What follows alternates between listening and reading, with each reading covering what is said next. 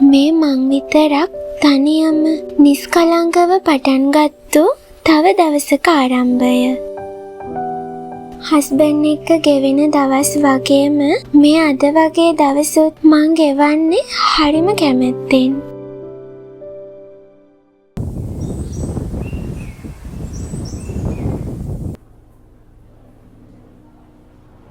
ඉතින් අද සතියක ආරම්භක දවස. මේ වගේ දවසට මං උදෙන්ම කරන්නේ මගේ මුළු සතියම සැලසුම් කරන එක. මට කරන්න තියෙන දේවල්, අපේ ගෙදර වියදම්, මේ හැම දෙයක්ම මම පිළිවෙලට මගේ ප්ලෑනින් බුක් එකේ නෝට් ඩවුන් කරනවා.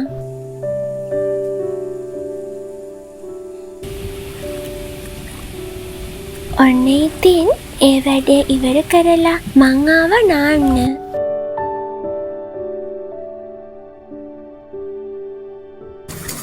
මේ දවස්වල අපිට හරිම රස්නෙයි. ඉතින් උදෙන්ම සීතල වතුර ටිකක් නාගත්තහම ඇඟට දැනෙන්නේ පුදුම තරම් ලොකු සනීපයක්.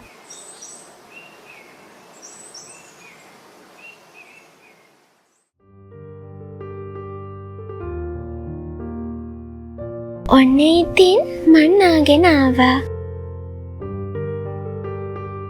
දැන් නම් හොඳටම බඩගිනි. මට හිතුණා දැන් කැඳ හදන්න.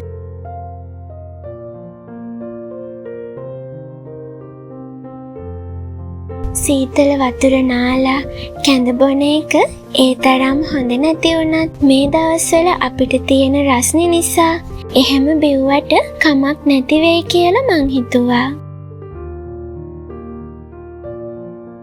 ඔන්න ඉතින් මම මුලින්ම කැකුළු හාල් ටිකක් ලිපේ තියාගත්තා.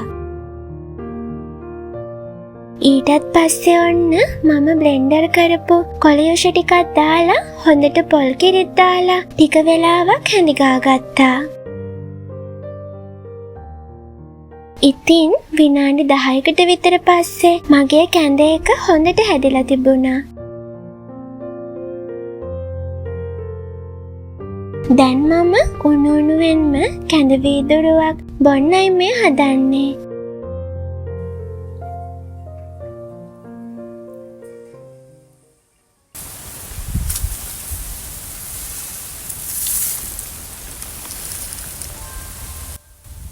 ඔන්න ඉතින් කැඳ එකත් බීලා මං ආව මල් හදන්න. මගේ ආච්චි අම්මට තියෙනවා ලස්සන මල් ගස් ගොඩාරියක්. එයා නම් උදේ හවස ඒවා ගොඩාක් ආදරෙන් බලා ගන්නවා.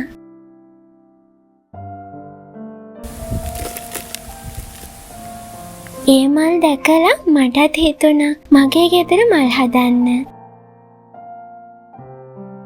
ඉතින් දැන් ටික දවසකට කලින් මම හස්බන්ඩ් එක්ක ගිහින් පැලතවානකින් මෙන්න මේ මල් ටික අරන් ආවා. මම මේ ලෑස්ති වෙන්නේ නිදහසේ ගෙදර ඉන්න වෙලාවේ මේ පැල ටික පෝච්චි වල හිටව ගන්න.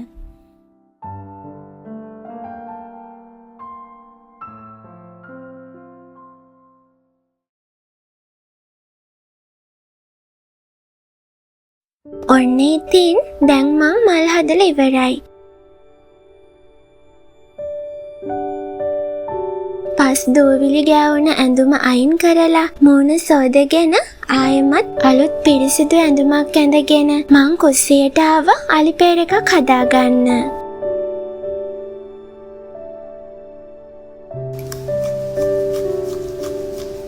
මම හරි ආසයි ලස්සනකට පිළිවෙලකට කුස්සිය වැඩ කරන්න. කුස්සිය මොකක් හරි වැඩක් කරලා ඉවර වුණාම මං ඒ වෙලාවෙම එතන පිරිසිදු කරලා අස් කරනවා. ඔන්න ඉතින් මම දැන් මේකත් බොන ගමන් මේ සතියට ඕන කරන අපේ බජට් ලිස්ට් එක හදන්න පටන් ගත්තා. එතකොට මට හවසට හස්බන්ඩ් ආව ගමන් ටවුන් එකට ගිහින් මේ ඕන කරන බඩු අරන් එන්න පුළුවන්. ඕන කරන බඩු ලිස්ට් එක හදන්න කලින් මං සතියේ මීල් ප්ලෑන් එක හදනවා.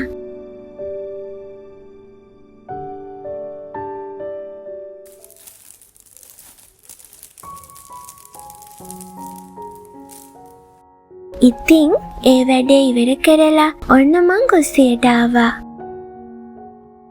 මේ මම දැන් ලෑස්ති වෙන්නේ මගේ කුස්සියේ තව කරන්න තියෙන පුංචි වැඩ කිහිපයක් ඉවර කරලා ඔයාලට මගේ මේ කුස්සිය පෙන්වන්න.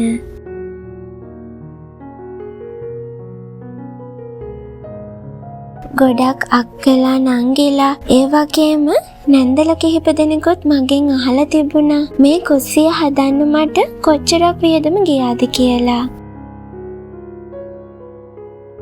සාමාන්‍ය විදිහට ගණන් හදලා බැලුවොත් මේ වැඩේ මේ තාක් දුරට ඉවර කරන්න අපිට ලක්ෂ 5ක් වගේ මුදලක් වැය වුණා.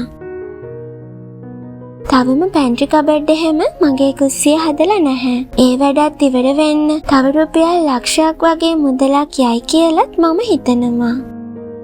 ඉස්සරහ දවසකදී ඒ ටික හදාගන්නකන් මං හිතුවා මේ කුස්සියේ යට කොටසත් පිළිවෙලට අස් කරන්න.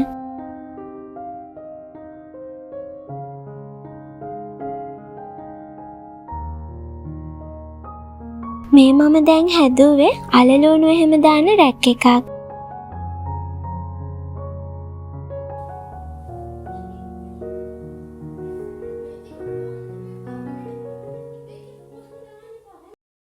මං ආසේ නැහැ කවුන්ටර් টොප් එක බඩු වලින් පුරව ගන්න. ඒ නිසා මම කුළු බඩු జాතිය හැම ඒක උඩින් තියන්න ගියේ නැහැ. උයන වෙලාවට මට නිතරම ඕන වෙන කුළු බඩු ටික විතරක් මම කවුන්ටර් টොප් එකේ පැත්තකින් තියාගෙන අනිත් සේරම ಜಾති මේ රැක් එකේ පහළම කොටසෙන් මෙන්න මේ වගේ පිළිවෙලකට අහුරගත්තා.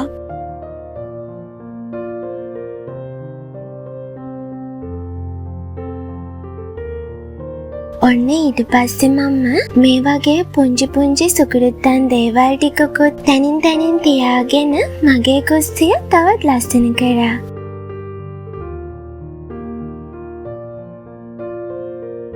මම හරි කැමති මේ වගේ කියුට් දේවල් වලට. ඒවා දකිනකොට ඇස් වලට දැනෙන්නේ ලොකු නිදහසක්.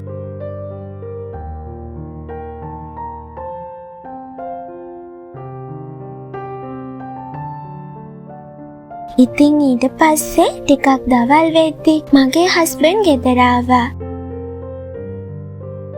මම හිතන් හිටියේ එයා එන්න කලින් බත් උයලා තියන්න. ඒ වුණාට මට වෙලාව මදි වුණ හින්දා එයාත් ආවට පස්සේ එයාත් එක්කම මං උයන්න පටන් ගත්තා.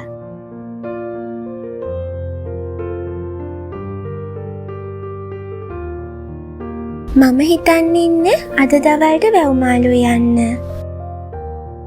කුස්සිය වැඩ කරද්දි මගේ හස්බන්ඩ් මට උදව් කරනවා. එයාගෙන් ලැබෙන පුංචි උදව්වක් වුණත් මට ගොඩක් වටිනවා.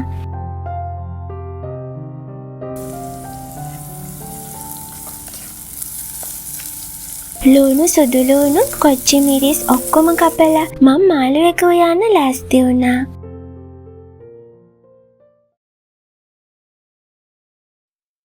මේ අතරේදී මගේ හස්බන්ඩ් ගොඩකොළ සම්බෝල එකකුත් හදාගත්තා. ඒ කොළ සම්බෝලයි මං හදපු මාළු එකයි එක්ක මේ දැන් අපි දෙන්න බත් කන්නයි හදන්නේ.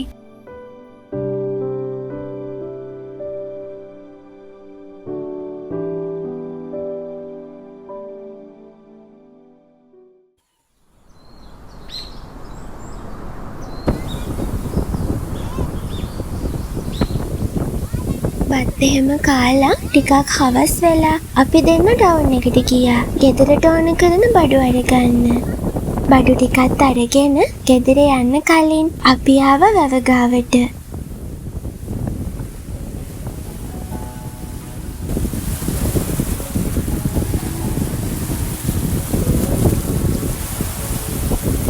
හදවත ගැහෙන තාලෙට හුස්මට මතකයි ඉන්නේ නුඹ බව නුඹනති ලෝකෙක මායි පුදෙන්න සප්ප දන්නවද මගේ පන අහස වේ නොමෙමා නුඹ සදයි පායනා දෙවියන් නැව්වේ අපටයි අපි දෙන්නා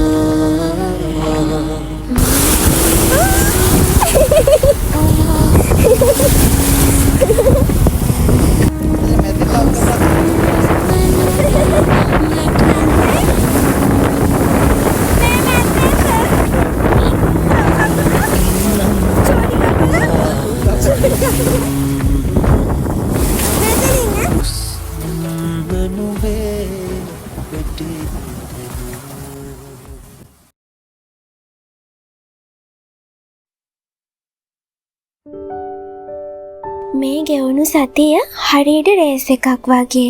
අපි දෙන්නම වැඩ ගොඩක් එක්ක කාර්යබහුල වුණා.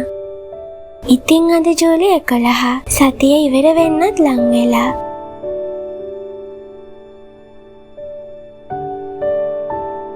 දැන් වෙලාව පාන්දර 5:45ට විතර. වැඩවලින් පුංචි විවේකයක් ලැබුණු ගමන්ම අපි දෙන්න කිරියාහාර පූජා කරන්න අනුරාධපුරයට ආවා.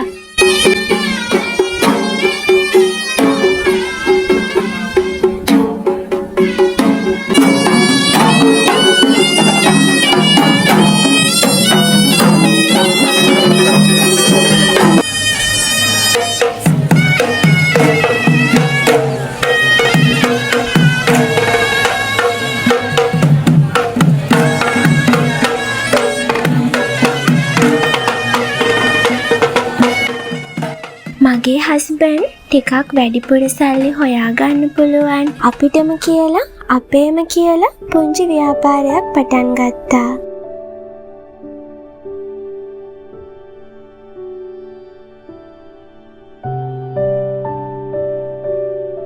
ඉතින් රුවන්වැලි මහසෑයට කිරියාහාර පූජා කරලා ජයශ්‍රී මහ බෝධිය වන්දනා කරලා අපේ ජීවිත ස්ථාවර කරගන්න අපි මේ පටන් ගත්තු අලුත් වැඩේට ආශිර්වාද ලබාගෙන ගෙදර යන්න පිටත් වුණා.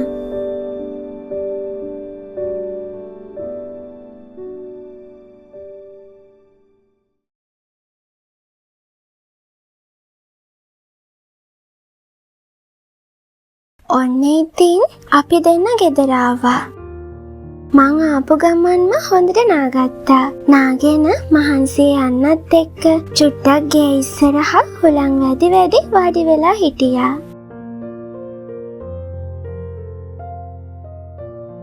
මේ දැන් මගේ හස්බන්ඩ් ලෑස්ති වෙන්නේ අපේ කාමරේ සිවිලිම හදන්න. ඊයේ හවස තමයි මේ වැඩේ අපි පටන් ගත්තේ. ඒ වුණාට ඉවර කරගන්න බැරි වුණා. ඉතුරු වැඩ ටික තමයි මේ දැන් හස්බන්ඩ් කරන්න යන්නේ.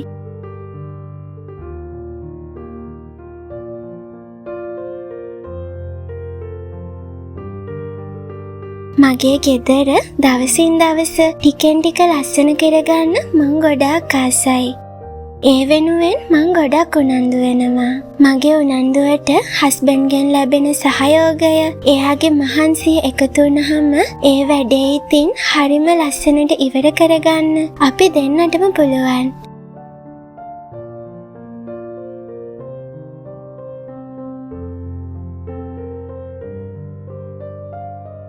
හස්බන්ඩ් ඒ වැඩේ කරනකන් මමත් එයා ළඟට වෙලා මේ ලෑස්ති වෙන්නේ අපේ ෆොටෝ ඇල්බම් එක බලන්න.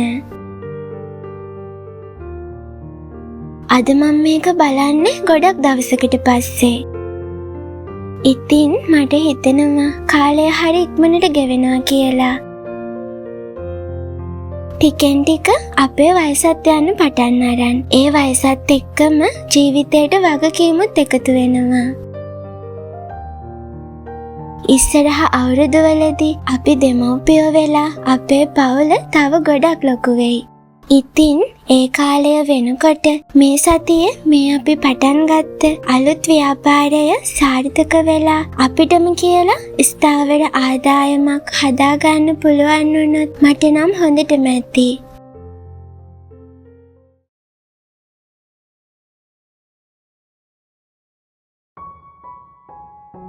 ඔන්න ඉතින් පැය 2කට විතර පස්සේ අපේ කාමරේ සිවිලිම හදලා ඉවර කරා.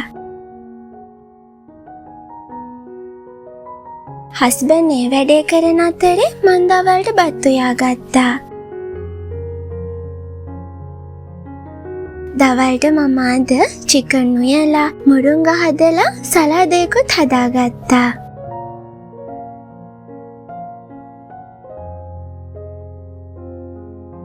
දැන් වෙලාව 2 විතර වෙලා.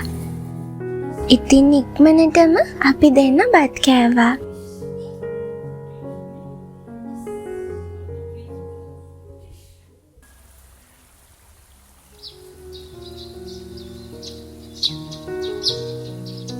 ඔන්න ඉතින් අපි දෙන්න හවස් වෙලා වැඩ ඔක්කොම ඉවර කරලා ඇඟ සෝදලා ටිකක් නිදහසේ ඉන්න මෙන්න මෙතනට ආවා. කුරුල්ලොන්ගේ සද්ද වලින් පිරුණ මේ පරිසරය මගේ හිතට පුදුම තරම් සැහැල්ලුයි. මගේ හස්බන්ඩ්ගේ ජීවිතේ සමහරක් දේවල් වලින් අඩුපාඩුකම් ඇති. ඒ වුණාට අපි දෙන්නට අපි මේ ගොඩනගාගත්තු පුංචි ලෝකයේ ඇතුලේ තියෙන වටිනම දේ තමයි මේ මොහොතේත් අපි මේ විඳින මානසික නිදහස.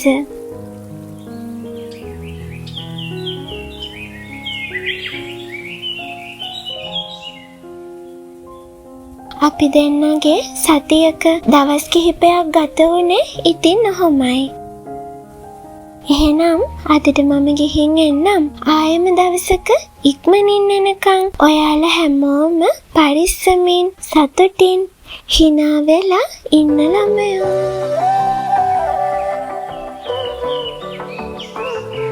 හුස්මක් දැනෙන තරම් හදවත නිවන සරින් නන්දි කියන්නම් හරි ආදරේ මන්නේ. හුස්මක් දැනෙන තරම් හදවත නිවන සරින් නන්දි කියන්නම්